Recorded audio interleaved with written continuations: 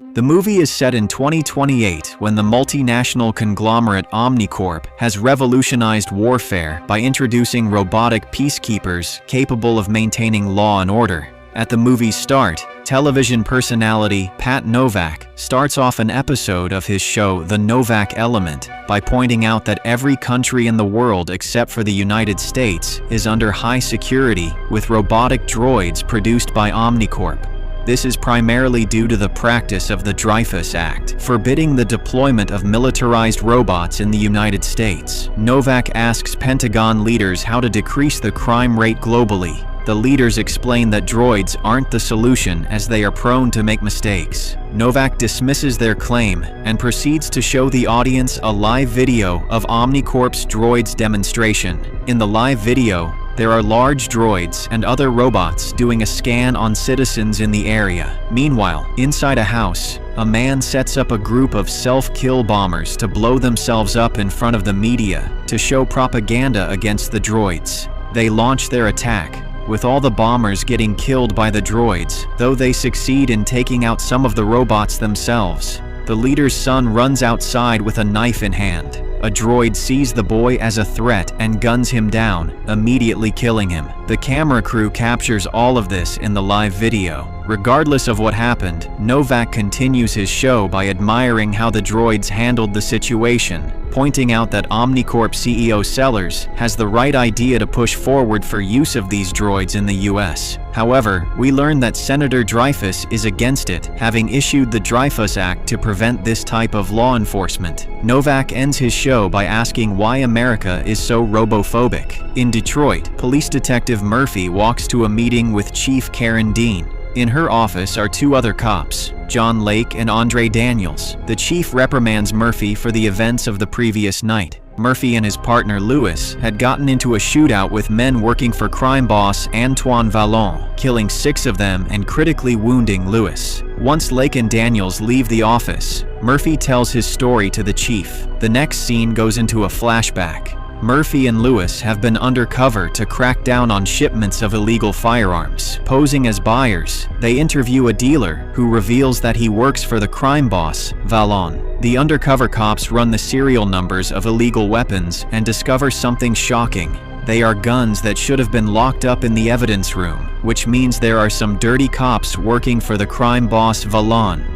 Against their better judgment, Murphy and Louis go to a restaurant to meet with Vallon to deal with the firearms. The meeting starts smoothly. However, just as they're about to close the deal, somebody discloses the real identity of the two cops to Vallon over the phone. Vallon immediately leaves the table just as he has his men attack the undercover cops. Moments after, a few cars pull up in front of the restaurant, and a group of gunmen armed with pistols and submachine guns open fire. Murphy and Louis return fire with their pistols. After a lengthy exchange of gunfire, during which several henchmen are killed, Murphy escapes outside. Louis prepares to follow Murphy when a henchman hiding in the kitchen bursts out and fires on him. In the process, he is shot in his right shoulder. Murphy stays with him until an ambulance can arrive, and Vallon manages to escape.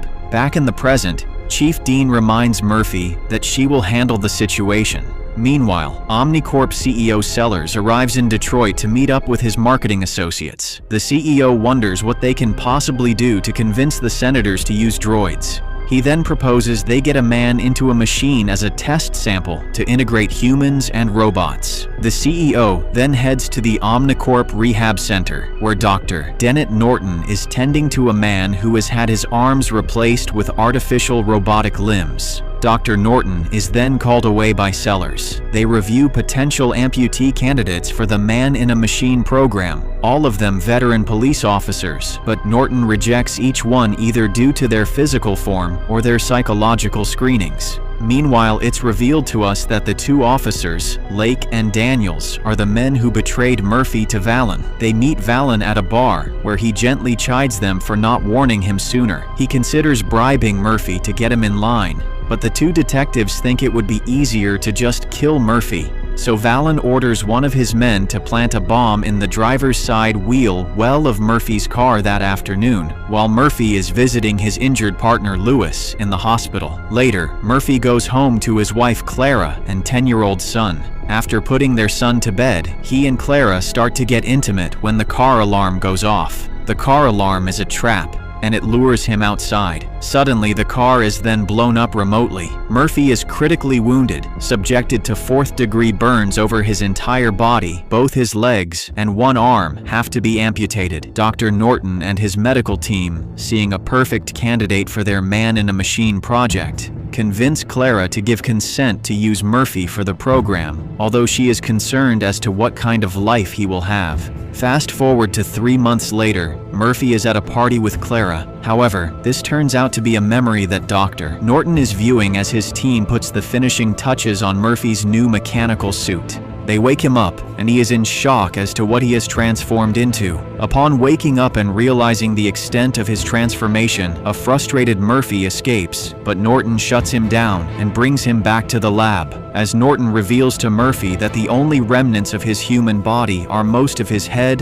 heart, lungs, and right hand. A disgusted Murphy requests that he die. Norton reminds him that Clara signed the consent forms, so if they let him die, the work will have been for nothing. Next, Murphy is put through training and is set to get familiar with his program. As the trainer shows him, his suit can respond to a threat, taking out a firearm if needed. Murphy is taken to a simulator room where he is placed next to a droid. He proves unable to compete with the machine efficiently. Norton alters Murphy's programming to make him more efficient by letting robot programming take over his actions, making Murphy think they are his. After Murphy's simulator training is complete, he moves on to field training. He is put to the test against his trainer, who is suited in an exoskeleton along with other robots. Murphy easily maneuvers through the robot's gunfire and defeats the trainer. The entire test training is observed by Norton and Sellers. Norton explains that although Murphy thinks he is the one carrying out these actions, he is merely carrying out orders as programmed.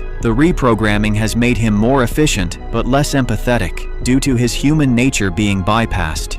That night, Murphy goes to his house to meet Clara and his son, to make sure they are okay. Although his family is surprised by his new appearance, they still embrace him. Shortly after, a public press conference is held to present the new and reformed Murphy, who is now known as RoboCop, to the city. While he is getting set up, Norton uploads the entire police database on Murphy's system, including his attempted murder.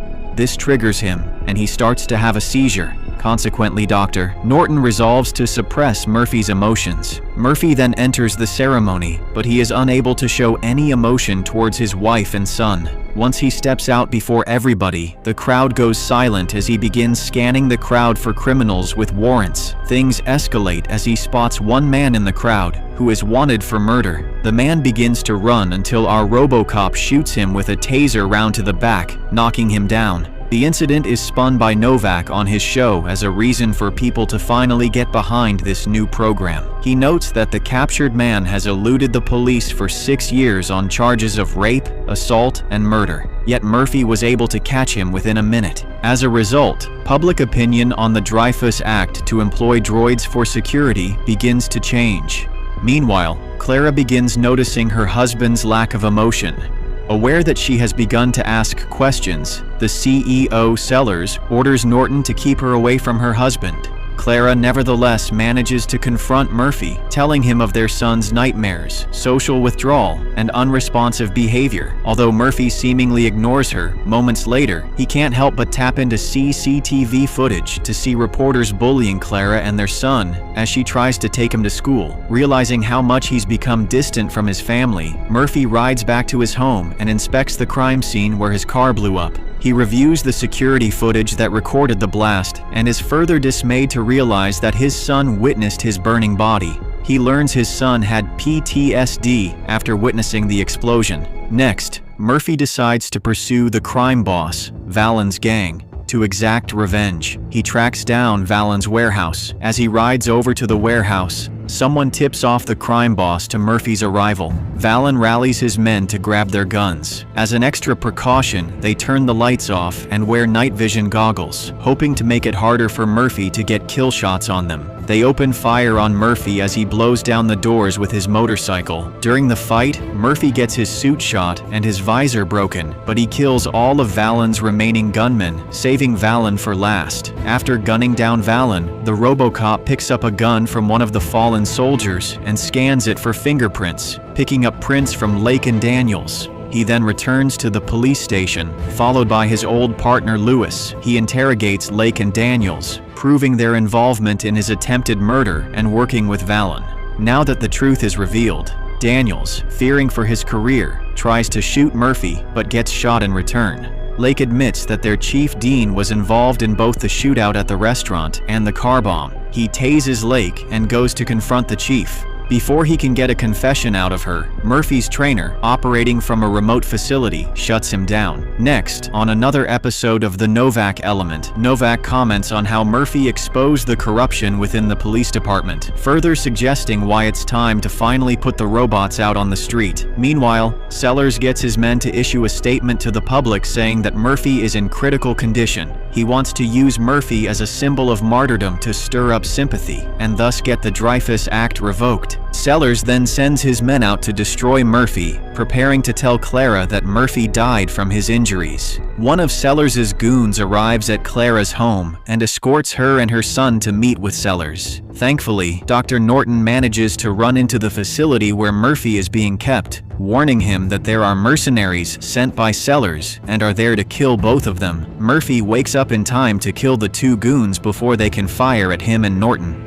In the next scene, Murphy rides his motorcycle to OmniCorp headquarters and gets help from Lewis, who has rallied the SWAT team to assist. He tases one guard outside the building, forcing the others to stand down. He flips his motorcycle into the building, getting the attention of two droids. They shoot at the RoboCop, but he gets them to shoot at each other. Unfortunately, a third droid attacks him from above, and Murphy's left arm is caught beneath it. As more droids come in, Murphy is forced to grab a machine gun and shoot his left arm off, but the incoming droids shoot at him, incapacitating him. Luckily, Lewis runs in to save the day and stands in front of him, giving Murphy a chance to run. Moments after, Sellers' goons catch up with him. They open fire and get into a fight. Before the main goon can deliver the fatal shot at Murphy, Lewis arrives just in time to shoot the villain. In the process, Lewis gets shot, but it isn't fatal. Murphy then makes it to the rooftop of the building as Sellers is waiting for a helicopter. Clara and his son are there with him, as are other mercenaries. Murphy orders the mercenaries to stand down, and they comply. He attempts to arrest Sellers for trying to have him killed, but he is wearing a red asset bracelet, due to which Murphy's programming cannot let him shoot Sellers. With this advantage, Sellers aims his gun at Murphy and then at Clara and their son. This gives Murphy enough willpower to override his program and shoot Sellers, who returns fire. As Sellers dies, Clara and their son rush to Murphy's side. The final scene of the movie shows one more episode of The Novak Element. We learn that the president has reinstated the Dreyfus Act once Norton testified against OmniCorp's program. Despite this, Novak is still pro-robot, continuing to praise Sellers and bash Norton.